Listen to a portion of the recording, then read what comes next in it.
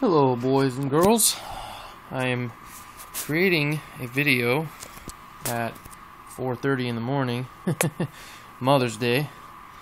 Reason being is that I spent the last about probably 5 straight hours getting this controller, which is a GOW3 controller, modded with the RaptorFire mod kit.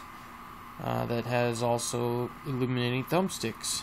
Now, I made a previous video that had illuminating thumbsticks that had, basically 2 colors, and then with 2 colors on, it made 3. And like basically just 2 patterns that it would do, and that was it. Well, this bad boy, oh man. Let's just run through a few of these real quick. Let me just start it up here. I tap it once, and I know that's ridiculously bright. It's not set at the very beginning because I've been cycling through these, but to change the colors, I double tap it. Okay, now red is the stock, and then solid is the beginning, or not I mean stock, but the first color. So if I tap it once, it'll switch to the next mode in the same color scheme, but different pattern. Alright, now that's the first mode. I haven't even counted how many there are, but there's a ton. Alright, mode 1. Here's mode 2. Okay, this is gonna switch. It's so bright that, wow, it's making the camera glare bad, but trust me, it's awesome in person. Alright, mode, what was this, 3 or 4? A slow shift to the right and to the left. That is so cool. There we go. We got ourselves a little ambulance action, a little police action.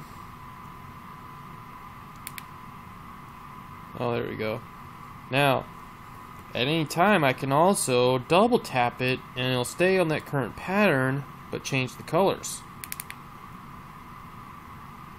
There we go. Yeah. There's some cop action. Put this bad boy up on the roof. Car drive.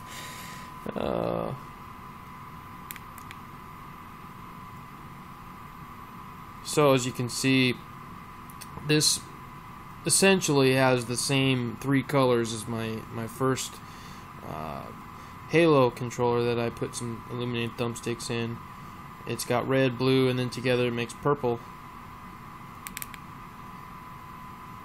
But this one actually can adjust its own brightness of each LED individually. As you can see, it just cycles them, And then this one actually looks more purple. I guess it looks a little more pinkish. Alright, here's the next pattern. All I was doing before was just switching colors, staying on that same pattern, but this is the next pattern. Next pattern. That's pretty cool. I'm going to switch it to a different color. Yeah.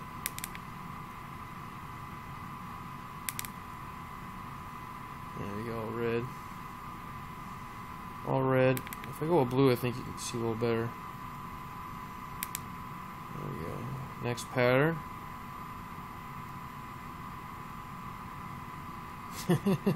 Next pattern.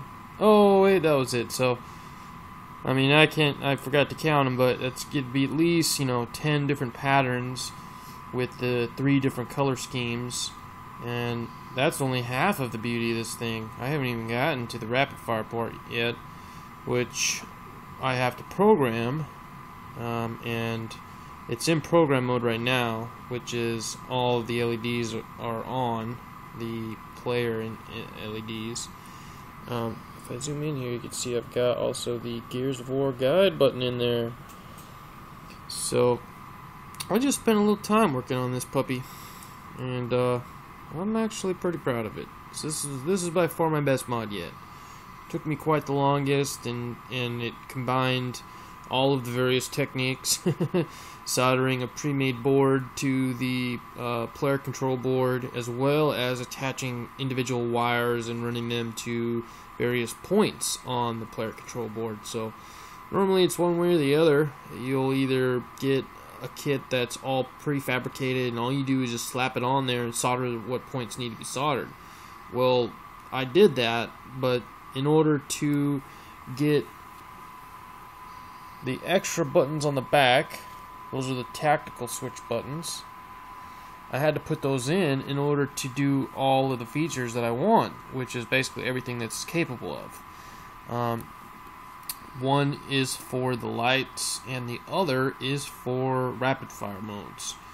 And a few of the rapid fire modes would be unavailable if I did not put the tactical switches in. Case in point, the active reload for Gears of War.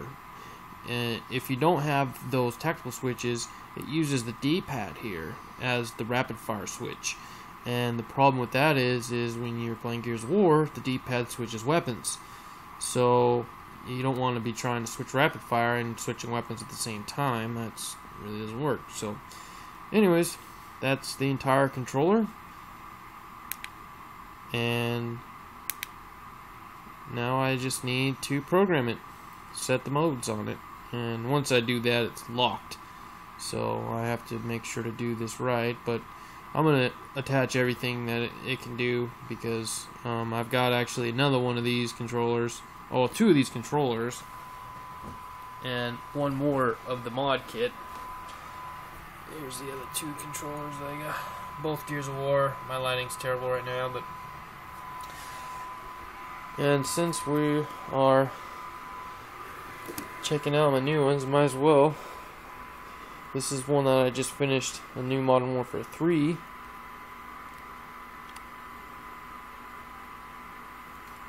With bullets. And it's on aluminum thumbsticks, but this is the first kind that I showed in my previous video. This is the intensifier.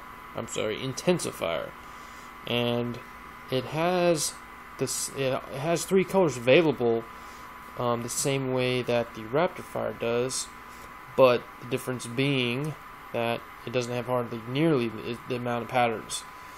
So this one has green. Switch it, has yellow, and then switch it one more time. We have, well, it's orange. It still looks yellow, but it's definitely way orange. And then if I switch it again, it'll do. Now these are the patterns that this one has, but it's just going to alternate. That's all it does.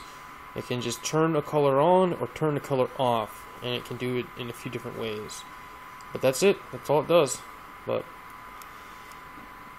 it's still cool. It also has rapid fire, and having the Modern Warfare 3 guide button, gold LED player button, or LEDs.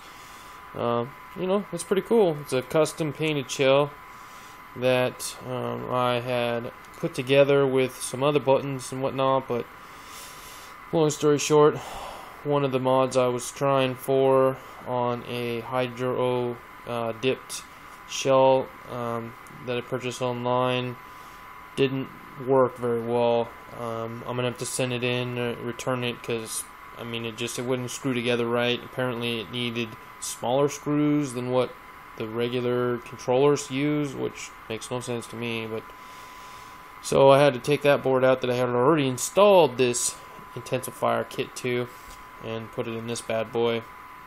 So anyways, that's everything.